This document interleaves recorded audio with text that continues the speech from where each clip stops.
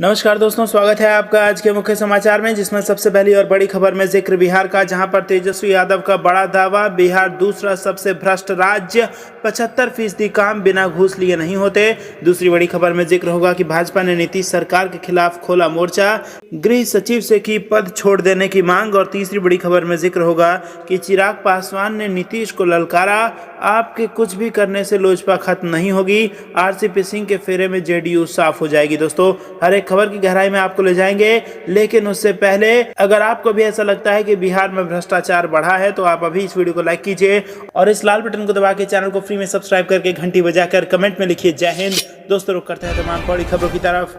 तेजस्वी का दावा, बिहार दूसरा सबसे भ्रष्ट राज्य, 75% काम बिना घूस लिए नहीं होते। जी हां दोस्तों, बिहार सरकार के 2021-22 के बजट पर विमर्श में इसका विरोध करते हुए नेता प्रतिपक्ष तेजस्वी यादव ने बजट को जन सरोकार से दूर करार दिया। साथ ही कई सवाल भी सरकार से पूछ डाले। तेजस्वी यादव ने कहा कि निश्चय 1 पूरा ही नहीं हुआ और निश्चय 2 की घोषणा कर दी। कहा कि हमारे रहते निश्चय 1 आरंभ हुआ और हम लोगों के हटते ही इसमें भ्रष्टाचार शुरू हो गया। दावा किया कि ट्रांसपेरेंसी इंटरनेशनल एजेंसी के सर्वे के मुताबिक बिहार दूसरा सबसे बड़ा भ्रष्ट राज्य है। यहां 75% काम बिना घूस लिए नहीं होते। यहां भी आरोप लगाया कि सूचना इंडेक्स पर बिहार फिसड्डी है, सूचनाएं सरकार छिपाती है, 8% जवाब सूचना मांगने पर दिए जाते हैं। कहा कि जंगल राज, विकास नहीं हुआ आदि प्रोपेगेंडा उड़ाया गया। तेजस्वी यादव ने कहा कि बजट आकार को लेकर वर्तमान सरकार बेवजह अपनी पीठ थपथपाती है। वर्ष 1990 में जब लालू यादव की सरकार बनी तो राज्य का बजट था 3000 करोड़ रुपए। 2005 तक 15 साल में यह 24,000 करोड़ तक यानी कि 8 गुना पहुंचा। 2005 के 24,000 करोड़ से अब यह बजट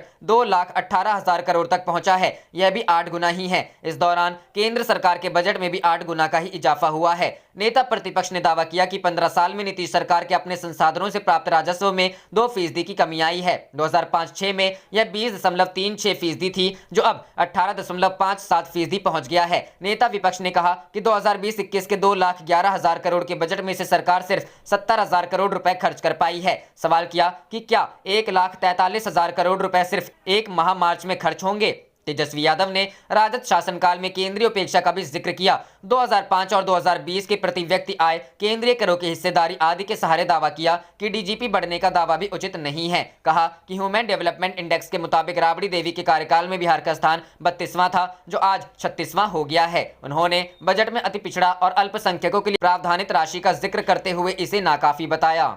रुख करते हैं अगली खबर की तरफ। बीजेपी ने नीतीश सरकार के खिलाफ खोला मोर्चा, गृह सचिव से की पद छोड़ने की मांग। जी हां दोस्तों, बिहार में शराबबंदी को लेकर राजनीति गर्म है। विपक्ष पहले ही इस मुद्दे पर सरकार पर निशाना साध रहा है। वहीं अब सरकार के सहयोगी दल के नेताओं ने भी नीतीश सरकार के खिलाफ मोर्चा खोल दिया है। दरअसल बीजेपी एमएलसी संजय पासवान ने गुरुवार को शराबबंदी के साथ साथ सूबे के लॉ एंड ऑर्डर को लेकर नीतीश कुमार के चहेते अधिकारी आमिर सुबहानी को पद त्यागने को नसीहत दी है। गृह सचिव अपना पद छोड़ें। बीजेपी एमएलसी संजय पासवान ने कहा कि बिहार की बिगड़ती कानून व्यवस्था पर गृह सचिव विचार करें और इन घटनाओं को देखते हुए अपना पद छोड़ दें। वहीं शराबबंदी को लेकर उन्होंने कहा कि राज्य में लागू शराबबंदी कानून की फिर से समीक्षा होनी चाहिए। सरकार को फिर से इस विषय पर विचार करना चाहिए। एमएलसी का नीतीश सरकार पर सीधा हमला। बता दें कि गृह विभाग खुद मुख्यमंत्री नीतीश कुमार के पास है। वहीं विभाग के सचिव आईएएस आमिर सुबहानी है, जो पहले भी नीतीश सरकार में अहम पदों पर रहे हैं। ऐसे में माना जा रहा है कि बीजेपी एमएलसी ने उनके खिलाफ बयान देकर सीधा नीतीश सरकार पर हमला किया है। इधर मंत्री अशोक के चौधरी ने बीजेपी एमएलसी संजय पासवान के बयान पर प्रतिक्रिया देते हुए कहा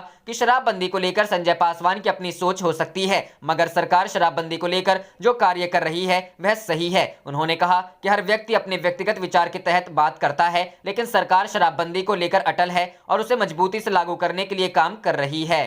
रुख करते हैं अगली खबर की तरफ। चिराग पासवान ने नीतीश को ललकारा, आपके कुछ भी करने से लोजपा खत्म नहीं होगी, आरसीपी सिंह के फेरे में जेडीयू साफ हो जाएगी। जी हां दोस्तों, लोक जनशक्ति पार्टी के कथित 208 नेताओं के जेडीयू में शामिल होने के बाद पहली बार पटना पहुंचे चिराग पासवान ने नीतीश कुमार को ललकारा। चिराग पासवान ने कहा कि नीतीश कुमार जो चाहे वो करें, वे क्या कर सकते हैं, उनके कुछ भी करने से लोक जनशक्ति पार्टी खत्म नहीं होने वाली। चिराग ने कहा कि आरसीपी सिंह जैसा फर्जीवाड़ा कर रहे हैं, उससे नीतीश कुमार खुद जरूर साफ हो जाएंगे। नीतीश को ललकारा। पिछले सप्ताह जेडीयू ने चिराग पासवान की पार्टी के 208 नेताओं को अपनी पार्टी में शामिल कराने का दावा किया था। गुरुवार को पटना पहुंचे चिराग पासवान ने पत्रकारों से कहा, नीतीश कुमार को लग रहा है कि चिराग को टारगेट करके वो लोजपा को खत्म कर देंगे। जितना जी चाहे उतना टारगेट करिए, उससे लोजपा खत्म होने वाली नहीं है। नीतीश जी ने 208 नेताओं को पार्टी में मिला लेने का दावा किया, क्या उससे चिराग पासवान खत्म हो गया, लोजपा समाप्त हो गई? चिराग पासवान ने कहा कि नीतीश कुमार के चाहने से लोजपा तो समाप्त नहीं होगी, लेकिन जेडीयू और नीतीश कुमार जरूर खत्म हो जाएंगे। नीतीश कुमार ने आरसीपी सिंह को पार्टी का अध्यक्ष बनाया है। उनके राष्ट्रीय अध्यक्ष अपनी ही पार्टी से फर्जीवाड़ा कर रहे हैं। लोजपा के जिन नेताओं को जेडीयू में शामिल कराने का दावा किया गया वे कभी लोजपा में थे ही नहीं। जो पहले से ही जेडीयू में थे उन्हें लोजपा का नेता बता दिया गया। जो रालोसपा में थे उन्हें भी लोजपा का नेता बताया गया। कई नाबालिग लोगों को लोजपा नेता बताकर जेडीयू में शामिल कराया गया। ऐसे फर्जीवाड़ा करने वाले अध्यक्ष अपनी पार्टी के साथ साथ नीतीश कुमार को भी समाप्त कर देंगे। चिराग ने कहा कि उन्होंने सोच समझकर संघर्ष का रास्ता चुना है। उन्हें विधानसभा चुनाव में 15 सीटें मिल रही थी। 10-12 विधायक जीत कर आते और 2-3 मंत्री होते, पार्टी आराम से राज कर रही होती। लेकिन उन्होंने नीतीश कुमार की कुशासन के खिलाफ संघर्ष का रास्ता चुना। इस रास्ते से वे पीछे हटने वाले नहीं है। वे जनता को हो रही परेशानियों को उठाते रहेंगे।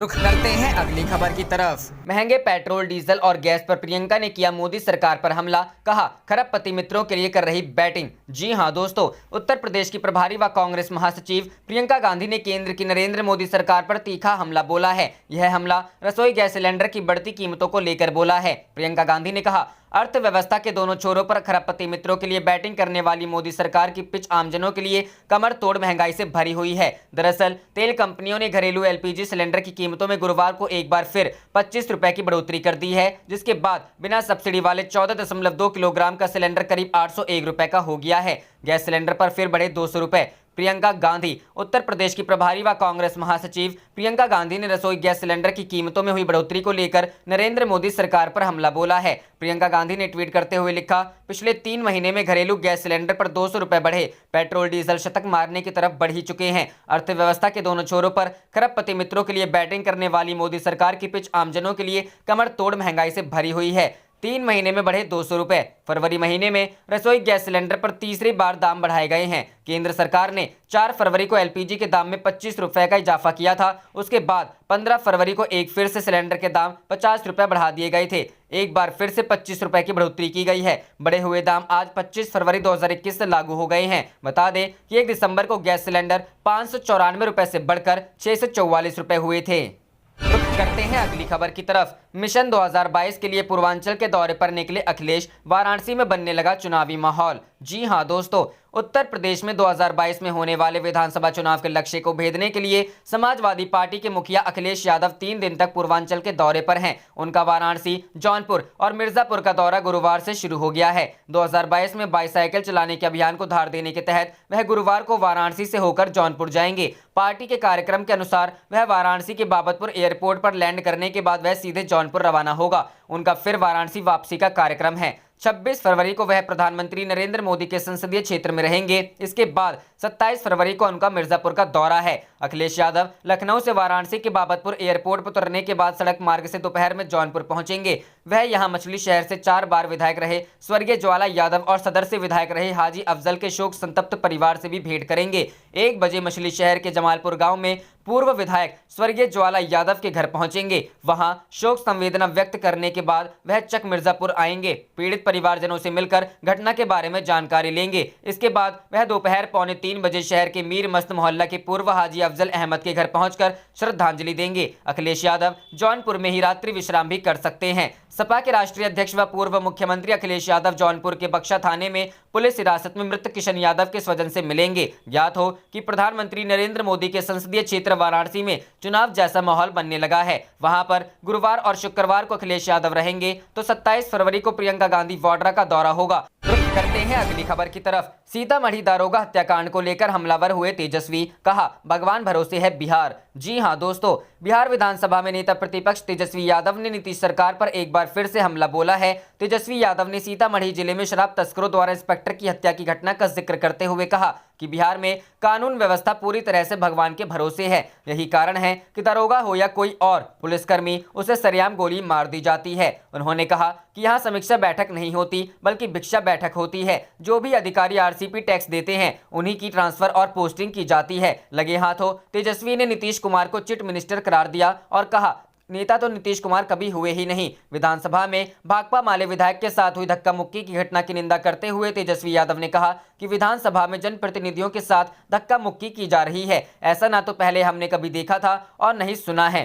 इस सरकार में अफसरशाही अपने चरम पर है। तेजस्वी यादव ने माले विधायक के साथ इंस्पेक्टर द्वारा की गई घटना के बारे में कहा कि ऐसे पुलिस वाले पर निश्चित कार्रवाई होनी चाहिए। उन्होंने कहा कि मेरे आवास पर इस इंस्पेक्टर ने कुछ ऐसा बर्ताव किया था और मेरे आवास से भी आम जनता को भगाया गया था। उन्होंने कहा ऐसे अधिकारी आदतन ये काम करते हैं। विधानसभा अध्यक्ष ने वीडियो फुटेज देखकर कार्रवाई की बात कही है। उन्होंने कहा है कि अगर अधिकारी दोषी होंगे तो विशेष अधिकार हनन के तहत कार्रवाई की जाएगी। आप देख रहे थे आपका अपना चैनल जय हिंद जय भारत।